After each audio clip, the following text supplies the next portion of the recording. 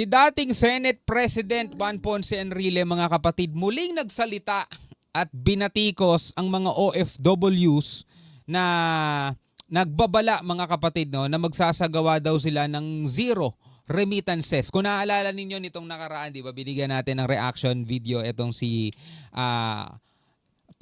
Presidential Chief Legal Counsel, yan natawag sa kanya ngayon Juan Ponce Enrile, no? Kasi binatikos niya rin si dating Pangulong Duterte, mga tol. Ngayon, eto nagsalita ulit siya tungkol naman sa mga OFWs, mga kapatid, na magbo-boycott nga ng remittances, mga kapatid. Nabasa ko rin yung mga comment ninyo, no? At maraming ilan sa inyo, mga tol, ang natatawa na parang tingin ba ninyo hindi nila pinag-isipan ng mabuti ang gagawin nila? Ano sa tingin ninyo, no? Anyway, etong balitang to ay mula rito sa Net25. Panoorin natin.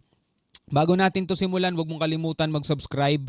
Click mo na rin ang notification bell para ma-notify ka whenever na may mga bago tayong reaction, commentary, opinion, criticism at kung ano-ano pa na video. Alright, no? So binibigyan lang naman natin ng reaction yung mga balitang napapanood natin ngayon. Samahan ninyo ako manood. Samahan ninyo ako magkomento sa pamamagitan ng comment section sa ibaba. Huwag na natin patagalin pa. Panoorin na natin to, mga tol. Ang ginawang paalala ni Presidential Halika natin. Presidential Chief Legal Counsel Juan Ponce Enrile hinggil to sa ilulunsad umanong Zero Remittance Week ng mga OFWs. So isang linggo lang naman no? Week lang naman Bilang protesta sa pagsuko ng bansa kay dating Pangulong Duterte sa ICC. Una nang umapila si Enrile na pag-aralan munang mabuti ang gagawing hakbang ng mga overseas Filipino workers. Eden Santos sa balita. Again, ako personally, mga kapatid, magpahanggang ngayon, personally, hindi pa rin ako pabor. Hindi ako pabor.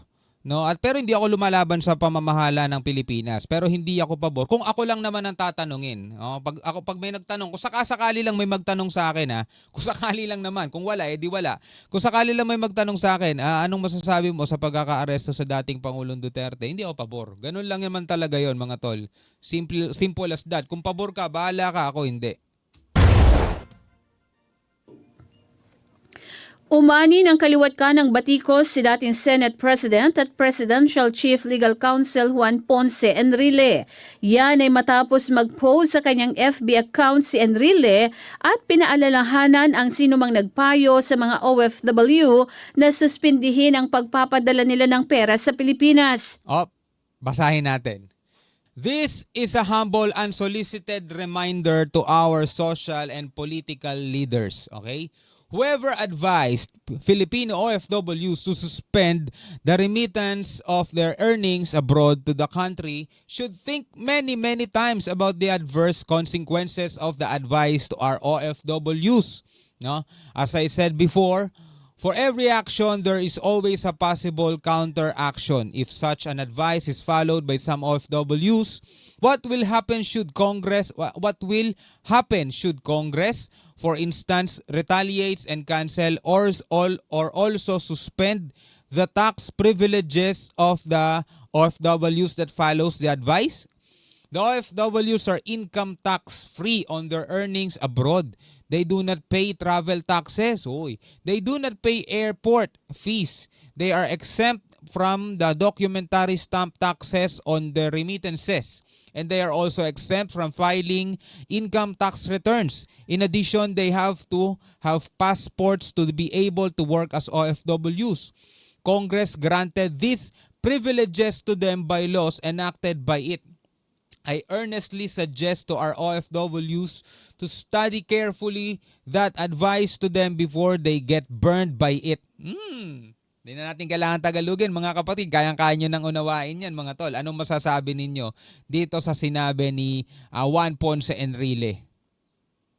Inihayag nitong Lunes ng mga OFW sa iba't ibang bansa sa Europa ang 1-week zero remittance simula sa March 28 hanggang April 4 bilang protesta sa ginawang pagsuko ng Marcos administration kay dating Pangulong Rodrigo Duterte sa International Criminal Court. Sinabi ni Enrile na kung ang ganitong payo ay susundin ng ilang OFW ay baka gumanti ang Kongreso at kanselahin o suspindihin baguhin ang mga pribilehyo sa buwis ng mga OFW na susunod sa payo. Palagay ko hindi naman din gagawin ng Kongreso yun, mga tol. Hindi gagawin ng Kongreso yun. Eh di lalong nagkagulo. Kapag ang isang init ng ulo, tinapatan mo ng init ng ulo, mga tol, lalong sasabog ang bulkan, no? Hindi dapat gawin. Mas maiging, mas total, nasa posisyon naman sila, di ba? Nasa gobyerno naman sila. Dapat mas maging malawak na lamang ang kanilang pag-unawa. Mas maging mapagpasensya na lamang sila. At mas lawakan pa nila, mga kapatid, yung kanilang pagmamahal dito sa mga Pilipinong to. Kasi mga kapatid, etong mga to ay nadadala lang din naman ng kanilang emosyon.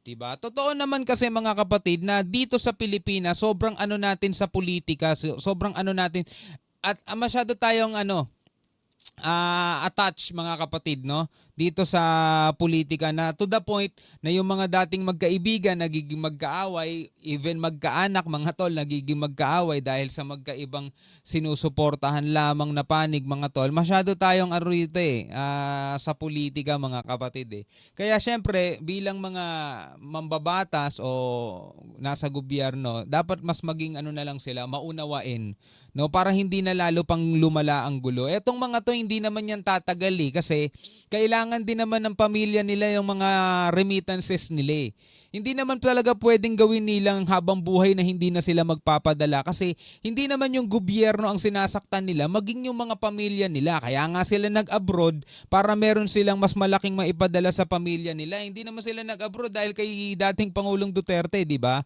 Real talk lang real talk, mga tol.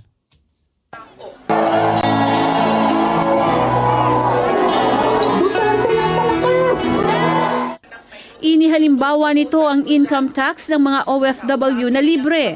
Hindi rin sila nagbabayad ng travel taxes, airport fees, exempted din ang mga OFW mula sa mga documentary stamp tax sa kanilang mga remittance at sa pag-file ng income tax returns.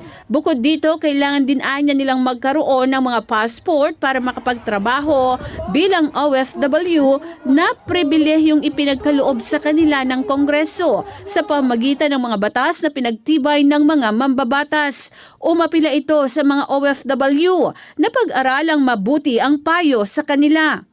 Inamin naman ni Presidential Communications Office Undersecretary Claire Castro na wala silang natatanggap na impormasyon kung sino ang nag-uudyok sa mga OFW. Meron yan, syempre, nagsimula, nakaisip ng idea na yon, at syempre, siguro ma-impluwensya siya, leader, kumbaga. Kasi kung simpleng OFW ka lang, isip mo yung idea yun, paano mo ipapakalat sa napakaraming yan?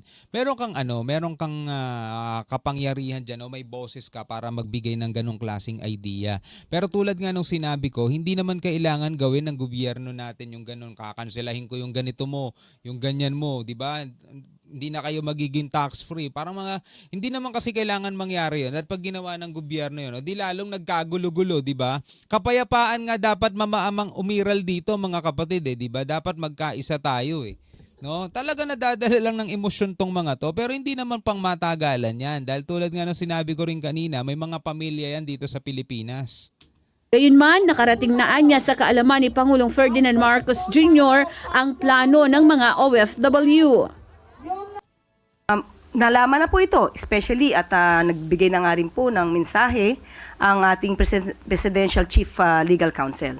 Sabi ko nga po kanina ay wala pa po tayong ginagawang anumang legal na aksyon dahil alam po natin ang OFWs po ay mayroon silang sariling pag-aanalisa sa mga pangyayari.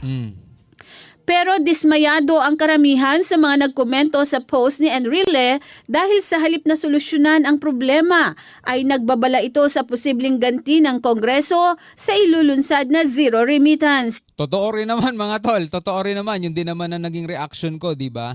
Hindi kailangan gumante, mga tol, ng Kongreso. Nililinaw ko na sa inyo. Ito sabi rito. I write to you in response to your recent statement cautioning OFWs against suspending the remittances, warning of possible retaliatory actions from Congress. Hindi dapat mangyari yon, mga tol. Tulad nga ng sinabi ko, dapat mas maging malawak ang pag-unawa ng gobyerno, mga tol. Tulad na lamang yan ng mga alagad ng batas eh. Kailangan ba kapag yung mga nagrarally masyadong mainit ang ulo, sasabayan din ng mga pulis na init ng ulo? Diba? Gera yun, mga kapatid. Kaya nga diba nandoon yung ano nila, yung tawag dito, ano ba tawag doon, mga tol, yung hindi dapat yung maximum tolerance, yun, di ba? Dapat nandoon yung pinapairal nila yung maximum tolerance. So dapat ganun din, mga kapatid, sa Congress. Di ba? Dapat mahinahon din sila. Kasi itong mga OFWs, hindi naman talaga yan eh. Dadala lang ng emosyon nila yan. Iginiit ng mga nagkomento na karapatan ng mga OFW kung suspindihin ng 1 linggo o buwan ang suporta sa kanilang pamilya. Pamilya naman nila yun, di ba? Pamilya naman nila yun eh. Sila rin din naman na pinapahirapan nila sarili nila eh. Idiniin din ng mga ito na walang nagpayo sa kanila ukol sa zero remittance. Batay sa datos ng Bangko Sentral ng Pilipinas o BSP, umabot sa record high na $38.34 billion ang remittances ng mga OFW na ipinadala sa Pilipinas noong 2024. Hindi lang naman OFWs, mga tol, ang nagpapasok ng dolyar dito sa Pilipinas, no. Real talk lang din. No, marami pang iba, 'di ba? Yung mga vlogger na kumikita ng mga dolyar. Dolyar kasi kitaan diyan eh. 'Di ba? Mga rin 'yun, mga tol, dolyar din 'yun. Mas mataas ng 3% mula sa $37.21 billion noong 2023. Kaya nga sabi po natin, mas maganda po sa lahat ng mga OFWs, hindi po tayo kalaban. Magkakakampi po tayo, pare-pareho po tayo mga Filipino. Siguro magmasid lamang sila at iwasan na maniwala sa mga fake news dahil kung sila po ay mauudyukan. Itong mga OFWs, di ba? Iba na yung dapat level ng utak ninyo eh. Nasa ibang bansa kayo eh. Nagdadyan na kayo nagtatrabaho eh. Dapat medyo na kayo dyan eh. Di ba? Hindi na kayo basta-basta nagpapapaniwala sa mga post-post lang ng kung sino-sino sa Facebook. Di ba? At doon naman sa post ni Presidential Chief Legal Counsel Juan Ponce Enrile. Ako sa pananaw ko hindi rin naman talaga marapat, mga tol. Sabi niya naman unsolicited sabi niya ganoon eh. Pero kumbaga parang pananakot lang yung pinost niya, hindi naman talaga Walang solusyon na nakita, mga tol. Walang solusyon na nakasulat doon. Mga ganitong klaseng panawagan at pagsasagawa ng mga activities laban sa gobyerno, hindi lamang po ang gobyerno ang maapektuhan, kundi mismo ang kanilang pamilya. Totoo. Diba? Totoo. Kaya walang dapat gawin ng Kongreso dyan. Walang dapat gawin ng Congress. Diba? Ano lang kayo, kalma. Huwag niyong sabayan ng init ng ulo ng mga Pilipino. Talagang masama lang loob nila. Diba? Kahit naman siguro mga Marcos supporter, diba? Kaya PBBM supporter. Diba nagagalit din kayo kapag may nagsasalita ng masama tungkol kay PBBM? Nagagalit kayo kapag may mga bumabatikos sa gobyerno. Ganun lang din yung nararamdaman nila. Ilagay nyo lang din yung katayuan ninyo sa kanila para magkaunawaan tayo. No? Sino magsasabing mali? Totoo naman. Kung anong nararamdaman ninyo kapag may umaatake sa PBBM, ganun din ang nararamdaman nila, mga kapatid, pag feeling nila inaatake naman si dating Pangulong Duterte. So dapat dun palang nagkakaunawaan tayo eh. Anyway, bilang isang Pilipino, ano masasabi mo dyan?